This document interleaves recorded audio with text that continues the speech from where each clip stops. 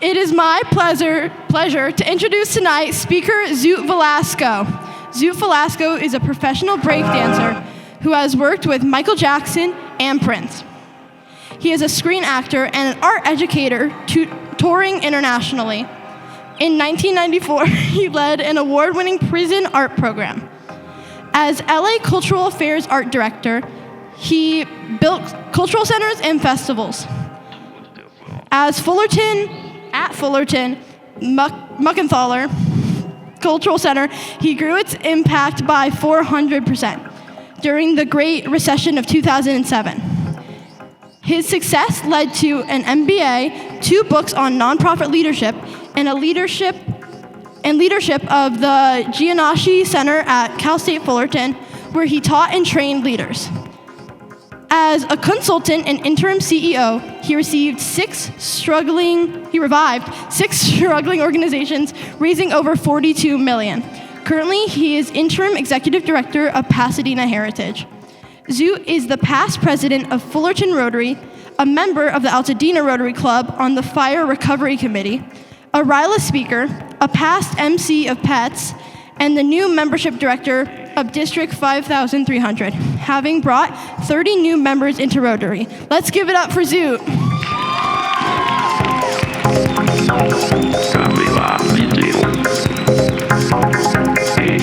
Hello, RYLA!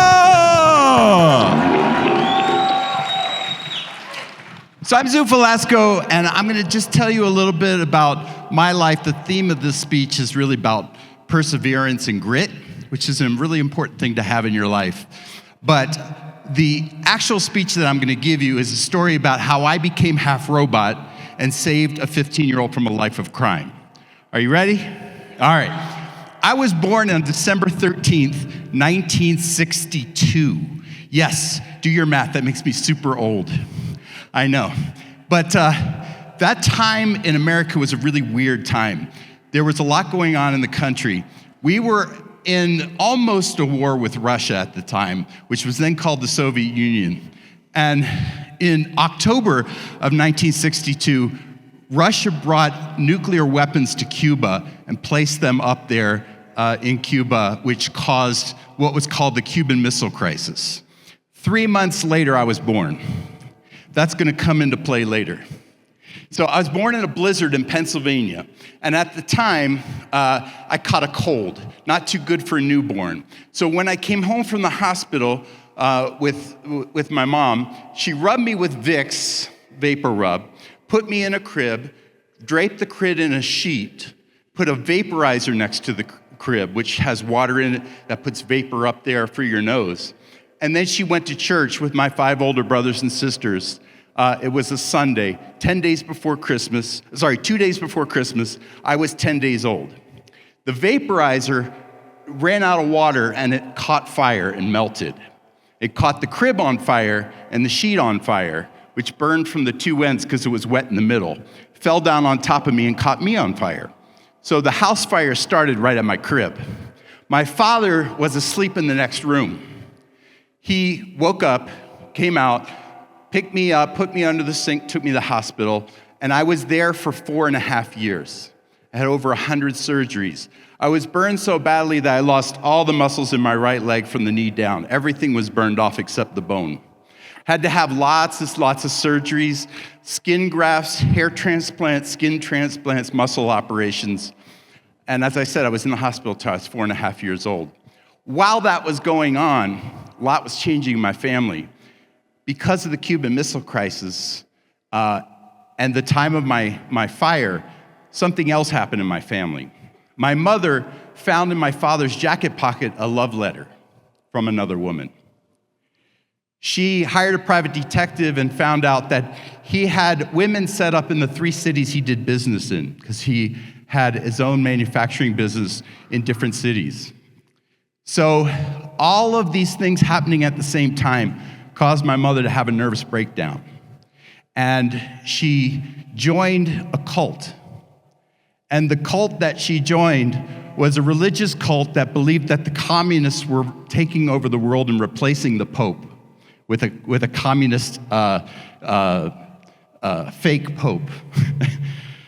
So all of this was going on at the same time.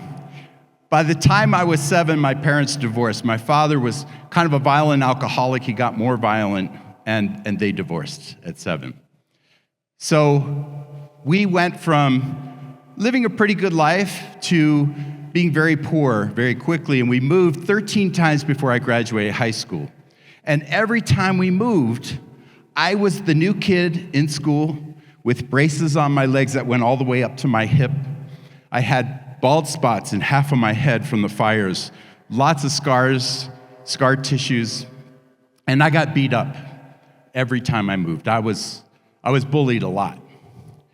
And that taught me a really valuable lesson, and that was to stay home. So I spent a lot more time at home, kind of skipping school a lot because I was a single mother family. My mom was off at work. I actually played hooky a lot. And I watched a lot of TV. My favorite TV show at the time was a TV show that you all won't know, but the older people here will. In the 70s, very popular. It was called The $6 Million Man with Steve Austin. And the premise of the show was that Steve Austin was a test pilot trying to become an astronaut, and he got in a bad fire as an astronaut, and they made him a CIA agent and replaced half of his body with robotic bionic parts. And so he could do superhuman things. And I thought, my body had this big brace on its leg, and I had all these other issues, and I thought with the hospital bills, I had at least $6 million in me. Maybe I was the $6 million man, Steve Austin. I could do superhuman things, and I would practice all of these things that I could do. And, I would continue staying home, watching TV, practicing things I'd see on television. I did go to school, but I had to avoid the bullies, so it was kind of hard. But luckily, we kept moving. So as soon as things got too rough, we'd move, and then I had to start all over again. And that actually taught me a lot, too, about starting over. But I really believed that I was half robot. And in 1979, we moved to New York. And in New York, there was this new dance starting. It was called Burnin'.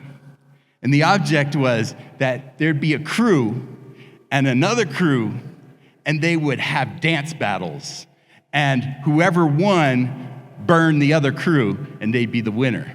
And eventually, these dance battles would happen during the break in the music, so they started calling it breakdancing. And I would watch. I liked this girl. You see, I thought that I was going to grow up to be a priest, but I went to a seminary school, and at the seminary school that I went to, I went home with one of my classmates, and I saw his sister, and she had these really short pink shorts on, and I had an epiphany that I wasn't going to be a priest. And she would only dance with guys who could dance. And she would only hang out with guys who could dance. So I started going to dances because of her. And I got up the nerve one time to dance in front of people. And I had been practicing in my room for over a year this new dance that had come out called the robot. And I was half robot. So I practiced this a lot. I danced in front of people for the first time, and people cleared the floor. People applauded when I was done. I got friends for the first time. I got a girlfriend. I was cool. Yeah. And everything was going great, and then we moved. My mother had finally finished a bomb shelter that she was working on for the Russian attack. That's where all of her money was going, was building this bomb shelter in the middle of a cornfield in the middle of nowhere. So we moved there with no running water and electricity, and I spent 3 years, my last 3 years of high school, living in a bomb shelter with no running water or electricity. And as soon as I graduated high school at 17, I got a scholarship to biology at a school in Virginia. So I moved by myself to Virginia, and I had to put myself through school. And to do that, I worked at Kentucky Fried Chicken, $3.50 an hour, 1980. $3.50 an hour was the minimum wage. And I worked there while going to school. And one day, I went to the school bulletin board, and I saw on the bulletin board, dancers needed. No experience necessary. Will train. $25 an hour. Yeah, that's a lot of money. $3.50 an hour to $25 an hour, I'm gonna go dancing. So I went to audition. I had never been in a dance studio in my life. Because of my leg, I tried to take a class when I was young, and they wouldn't take me because I had braces on my leg. So I go into this place, and I audition. They are like, I have no idea what you're doing. They'd never seen breakdancing because this is 1980, and this was a hustle swing disco dance company in Virginia. And breakdancing hadn't come out in the world until 1983. It was really only in New York at that time, so they had no idea what I was doing. And they went in the other room to have tea. And I said, look, I've never been in a dance studio. Can I just stay here until your next person comes to audition? They said, sure, knock yourself out. So I put on a Kraftwerk album, the same music that he played when I walked up here. And I started doing the robot. And they came in from the other room, and they said, that's it. We're gonna put you in as an understudy for the mime. Yeah. I went back, I was living in a boarding house with 3 guys. I went back and I said, hey guys, I got a job, I'm a mime. What's a mime? And no idea. So I was doing mime for about 6 months. And by the way, it was $25 an hour, but it was an hour show, and they did 1 show a month. So it didn't help me quit my job at that time. But I understudied for this mime, and he taught me everything I need to know about mime. And I started mixing it with my breakdancing and my robot stuff. And before a year was out, I was street performing on the sidewalk, and I was making $300 a day. You ever see those street performers out on the sidewalk? They make good money. Don't get it twisted. They make good money. They put their hat out, and they make a lot of money. So $300 a day was more than if I graduated my major. So I dropped out of school, and I became a professional dancer. I took some theater classes. I moved to LA to work in film and television. And within 3 months, I was in a Prince video. Within a few more months, I was doing an MTV special for Michael Jackson. I ended up having a 12-year career as a professional dancer, and I still, to this day, have no muscles in my right foot. Only because of street dance could I do that. If I had to be a professional dancer as a trained dancer, I could never have worked. But because of the popularity of hip-hop, I was able to do that. And that changed my life. I ended up putting together my own shows. Eventually, I ended up running a prison art program, which led me to running arts programs in Los Angeles and in Orange County, and going back to school, getting my degree in dance, and then getting an MBA. And today, I teach business, as well as run organizations that are having trouble and fixing them. So my whole career is basically because I never stopped. I never believed I couldn't. I always believed I could. And a little aside to that is that when I was little, I was always the guy who was the champion at school for selling light bulbs or chocolates or gift wrap or, all that crap that they make you sell in school. Back in those days, our parents wouldn't do that for us. We had to do it all ourselves. And I sold everything and made first place in all those sales competitions. And I was bragging about that to my wife when we were first dating. And I happened to be in the car with my sister. And I'm saying, I was such a good salesman when I was young. And my sister goes, you were not a good salesman. They only bought stuff from you because you look so pathetic. You had those braces on your legs and your head wrapped up, and that's why they bought from you. I'm like, I never thought of that. It never occurred to me. I just thought I was an excellent salesman. And it just goes to show you that positivity is all about your attitude. There's an old story that this guy when he was a little kid, he came home from school with a note. And he gave the note to his mother, and his mother read the note out loud. The note said, "Dear ma'am, we cannot take your kid in school anymore. You'll have to train him yourself. He is way too advanced for us. He's a genius, and we cannot handle a genius." And she homeschooled him. And he grew up to become quite famous. And when his mother died, he went home to clear out her stuff, and he found that letter.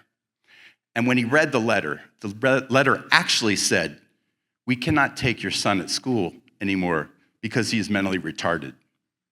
Your son is not at the same level as the other kids. You have to train him yourself. That man was Thomas Alva Edison, who invented more than 200 patents in our lifetime that we still use to this day. Everything is about your mindset and what you believe to be true. And I never believed I couldn't. I always believed I could. That's how I got through life. That's how you can get through life, with grit. Now, I did tell you I was going to tell you how I saved a child from a life of crime, right? So when I was working my way up as a street performer, there was a man that owned a wax museum in town, and he asked me to perform at his wax museum as a live wax figure. People would come through, and then I would move. And then other people started hiring me to be a mannequin model in department stores. So I'd stand with mannequins, act like a mannequin. You would think I was another mannequin, and then I would start moving. One day I was doing mannequin modeling at a store, getting paid, by the way, $100 an hour for that. No, 4 hours without blinking or your money back. And a little kid came in, not a little kid, sorry, a 15-year-old kid came in, and he looked around and he started shoplifting a sweater. Pulled all the tags off of it, took his coat off, put the sweater on, looking around, put the jacket back on, zipped it up. He's getting ready to walk out. And I'm on a platform. I'm higher than him. I can see the whole store. I couldn't see any security guards. I really didn't know what to do. So I just went like this. Don't do that. The kid looked around. He looked right at me and the other mannequins. Finally, he looked up. He got down on his knees and he started to pray. He took off his jacket, he took the sweater off, put the tags back in it, folded it, put it back on the rack. I bet he never shoplifted again because he heard the voice of God that day. That's a true story. All right, would you like to see a little bit of a dance? All right. I have to warn you, this is carpet up here and I'm not wearing dance shoes, so there's some things I may not do as well as I usually could, but I will do my best. Are you ready? Go ahead, hit it. I'll be a freakazoid, come on and wind me up. I'll be a freakazoid, come on and wind me up. Wind me up.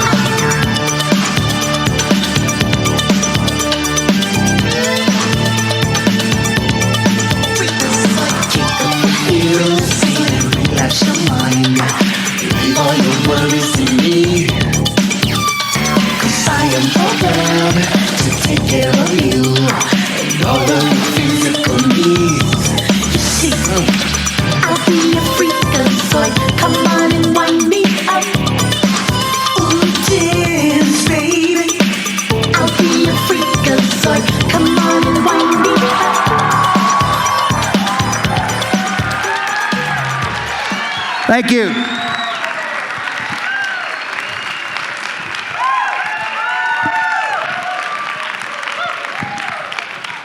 Who's next?